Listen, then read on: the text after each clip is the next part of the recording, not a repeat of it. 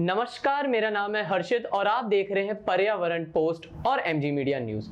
आपको पता होगा कि हम बीते कुछ सालों से एक इनिशिएटिव की तरफ दौड़ लगा रहे हैं। वो इनिशिएटिव है मेक इन इंडिया का, यानी भारत में बनी चीज भारतवासियों के लिए, ताकि हम दूसरे राज्यों पर और जो दूसरे देश हैं उन पर अपनी निर्भरता कम कर ले।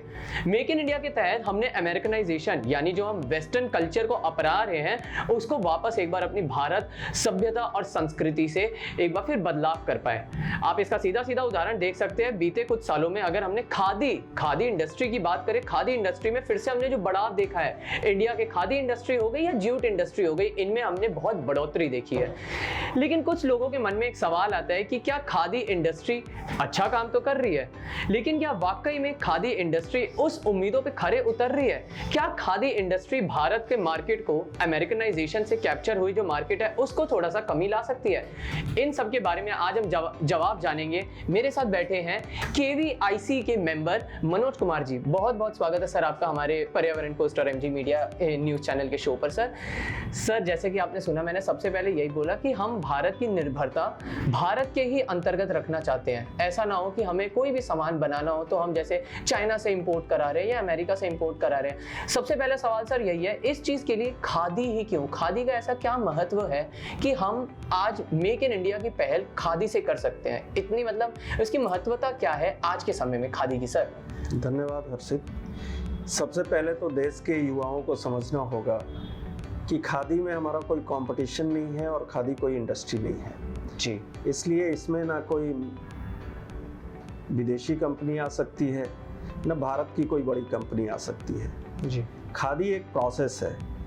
कपड़े 3 प्रोसेस से बनते हैं।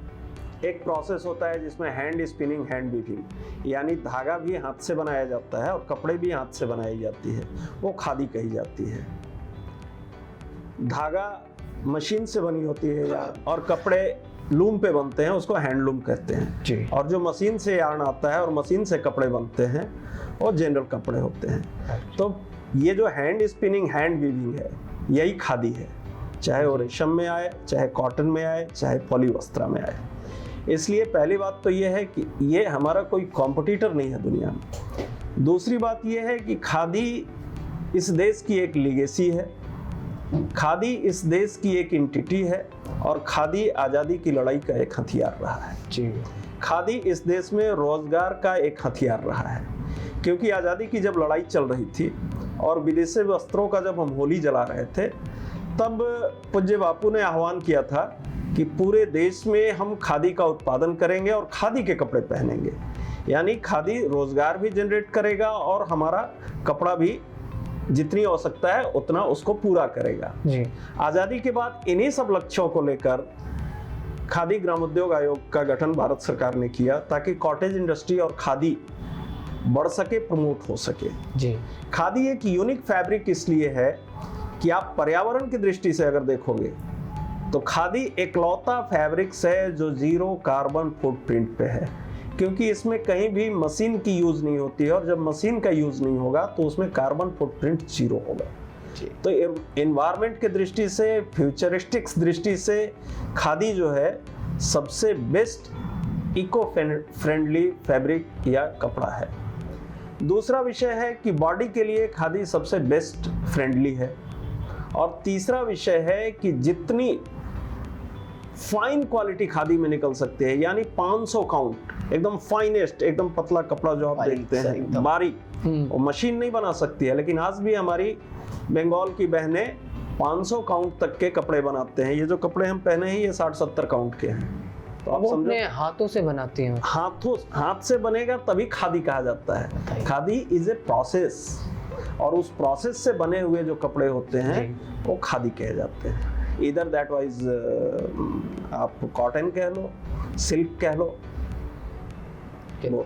सर आपने अभी जब हम इंटरव्यू शुरू करने वाले थे, आपने बताया किन किन राज्यों के सदस्य हैं, मतलब किन किन राज्यों के अंतर्गत आपका ये खादी का आप देखते हैं। सर मैं ये जानना चाहूँगा कि अभी के टाइम पे जो खादी की इंडस्ट्री है, जो खादी की फैक्ट्री, जो इंडस्ट्री है, जो पूरा सेक्टर है, इन राज्यों पे किस तरीके से निर्भर करता है और इन राज्यों का क्या कंट्रीब्यूशन रहा है अभी इस समय खादी के इस सेक्शन में लेकर सर?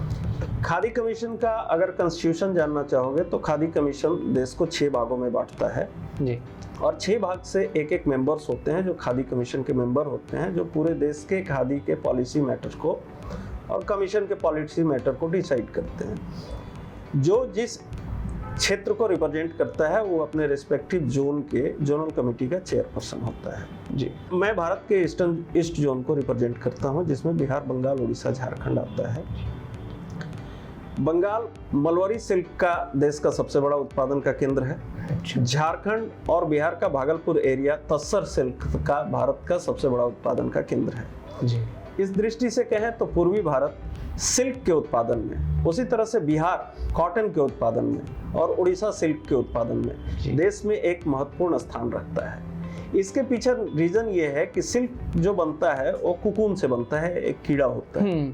तो कुकून जो होता है, मलवरी के कुकून वेस्ट बंगाल वगैरह में ज़्यादा होते हैं और सिल्क के झारखंड और उड़ीसा और बिहार के बॉर्डर पे होते हैं। इसलिए सिल्क के नाते वो क्षेत्र काफ़ी वाइब्रेंट है। और खादी का जो काम होता है देश में, वो 33 खादी राज्यों के माध्यम से, और देश में लगभग 2800 खादी की संस्था है, जिसमें 2800 में हमारे पूर्व क्षेत्र में 600 के लगभग खादी संस्थाएं काम करती हैं। उनके माध्यम से खादी के वस्त्रों का प्रोडक्शन होता है जो देश भर में सेल होता है। जो सबसे बड़ी चीज है खादी के साथ कि आज इंडस्ट्रियल ग्रोथ में प्रोडक्शन तो बढ़ रहा है, आप उसका जीडीपी बढ़ा ले रहे हैं, सब कुछ बढ़ा ले रहे हैं, लेकिन एम्प्लॉयमेंट बढ़ नहीं रहा है, घट रहा है, क्योंकि वहाँ रोबोट्स का यूज हो रहा है, आर्टिफिशियल इंटेलिजेंसिया हो रही है। लेकिन खादी का अगर 1 मीटर भी कपड़ा बनता है तो उसके धागे बनाने में रोजगार उत्पन्न होता है, फिर कपड़े की बुनाई में रोजगार उत्पन्न होता है, फिर उसके कलरिंग और बाकी चीजों में, मतलब एक एक स्टेप पे ये रोजगार देता है। तो देश में लाखों की संख्या में रोजगार देने का काम ये खादी सेक्टर करता है। और विलेज इंडस्ट्री के नाते जो हमारा परंपरागत उद्योग है, कुम्हार का काम है, मोची का काम है, उसी तरह से आप देखो मधुमक्खी पालन का काम है, कारपेंटर का काम है, लोहारी का काम है, इन सब क्षेत्रों में उनको स्किलिंग करके और उनके किट्स उनको SC ST को निःशुल्क और बाकी को 5% 10% मतलब 90% अनुदान पे देने का काम खादी ग्राम उद्योग आयोग करती है, ताकि देश में ज़्यादा से ज़्यादा रोजगार हो सके। और ये डिसेंट्रलाइज वे में जब इस तरह से रोजगार उत्पन्न होंगे और प्रोडक्शन के सेंटर बनेंगे तो कार्बन का इमिशन वहाँ बहुत कम होगा या नेग्लिजिबल होगा। और डिसेंट्रलाइज वे में जब कार्बन का इमिशन होता भी है तो एयर के अंदर, वायुमंडल के अंदर इतनी कैपेसिटी होती है कि उस एयर को प्यूरिफाई कर लेता है। इसलिए खादी ग्राम उद्योग आयोग भारत के जो आत्मनिर्भर स्वावलंबी भारत का जो आदरणीय प्रधानमंत्री नरेंद्र मोदी जी का जी सपना है और बापू ने जो रास्ता बताया था देश के विकास का, इस दोनों को भारत में खादी ग्राम उद्योग को जितनी गति दी जाएगी, ये दोनों लक्ष्य प्राप्त करने में जी, रोजगार और पर्यावरण को ठीक रखने में, ये खादी ग्राम उद्योग आयोग के कार्य का विस्तार, उसके लक्ष्य की प्राप्ति होगी।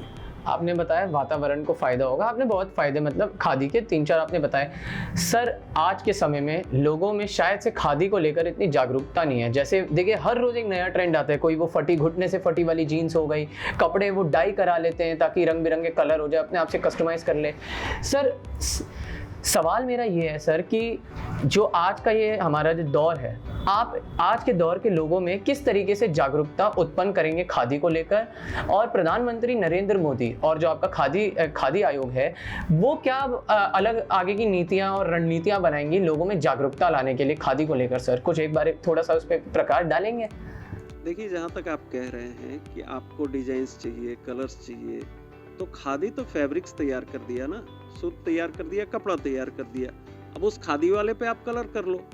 खादी वाले को आप मोटे 40 काउंट 30 काउंट्स के बना के उसके पैंट्स बनाओ, उसको फाड़ लो, एज लाइक एज जींस हो जाएगा।